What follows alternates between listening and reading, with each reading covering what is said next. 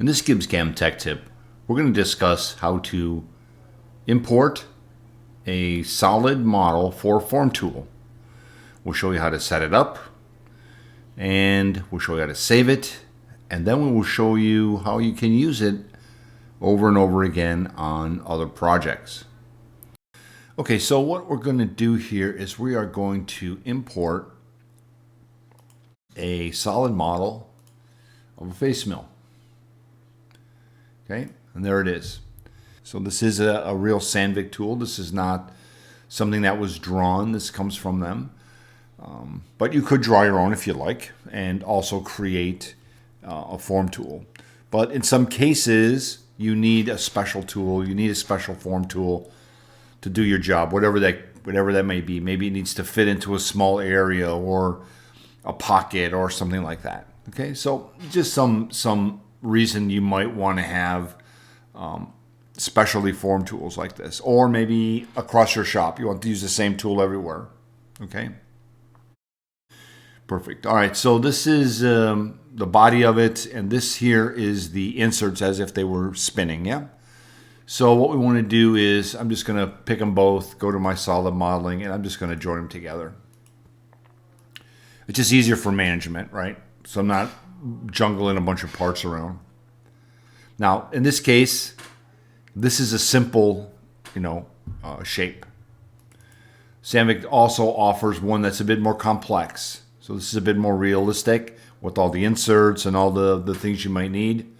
Either one will work fine. I prefer to use this one here because it's really what you see when it's spinning. You don't really see the inserts. You just see the thing flying around in there. So this is the one I'm going to use. All right, so with that, let's open up our tools, and we're going to open up a tool here, and what we're going to do is we're going to create a 3D form tool right here. Right, so I will just move this out here. We'll select the body. I'll say apply, and we're going to get a message that says it's not monotonic. That means there's an undercut in the face of this, which we know it won't affect it. It's actually okay. It will work just fine. Now, the one thing we're going to have to do here is you see this red tick mark right here. This is where the cutting zero is. Okay, so we need to move this tool up so that this is at the bottom. Okay, because that's really the area we want to cut. So by doing that, what I like to do is we'll go to our document dialog because I've shrink wrapped it, and I can grab this value here and I can just copy it. And I just want to translate it up. So we'll do modify, translate, and I'll paste it in there, and we'll say do it, and we've raised it up. Okay, so simple stuff. I'll just reapply, and there you go. So now it's in the right location, and it's ready to be used. Now there's a couple things here we should talk about. One is because this is a face mill, it's going to hook to an arbor. This value here, 1.575, becomes important, so that's where we're going to put that here in the length out of the holder. The other thing you can see here is we're going to generate the toolpath from the real profile. Okay, so it's going to gouge check all these areas. We can do the monotonic profile, which means it's just going to go from the whole thing here. So it's not going to see the shank or some nominal numbers if you want to put in there. Okay, I tend to like to use the real profile. This way it's all gouge checked, everything is good, and we're happy. If you need, you can set a tool ID. We'll just set the tool ID to 1, and that should be good enough for this. And there you have it. We've created a 3D form tool. Now the next thing we want to do is actually save it. We don't want to have to keep recreating it, so let's save it as a tool list. So I'm going to go over here to the tool. I'm going to right mouse click, and I'm going to say save selected tool list. And what I'm going to do here is give it a name. We'll call it face mill. I already got typed in there. And what I would suggest is that we put this in a place where you're going to be able to find it. Okay, we'll save that. And now we can use that over and over and over again.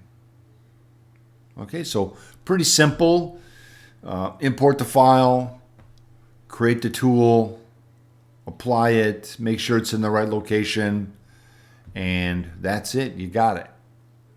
So let's do one thing here. Let's open up a file here. We're going to call this here. I'm just going to open that up, and I'm not going to save the changes here. And what we want to do is use that tool that we just created to face this part off. Okay. So how do we do that? Well, we saved it, so now we can use it on any project that we might have. So let's go over here to the tool. We'll right mouse click. We'll say load tools, and we're going to browse. And we can browse to the location where we saved our face mill tool list. We'll open that. Loads the tool. It also loads the solid, so the solid follows along. We'll just put that in the body bag. Let's create a quick face milling process here. Face mill, yeah, this looks okay. I'll just say do it. And you can see we have our tool path. Okay, so I'm just going to highlight this and let's go to OpSim so you can see it. We'll make our stock transparent so we can see the stock or the part underneath. And there you go. If I run this now, we'll slow it down a little bit. You can see the tool comes in and faces off our part. So again, we created the tool, we saved it. Now we can use it on any project that we have. For this and any other questions you may have about GibbsCAM, please contact your local GibbsCAM reseller. Thanks, and have a great day.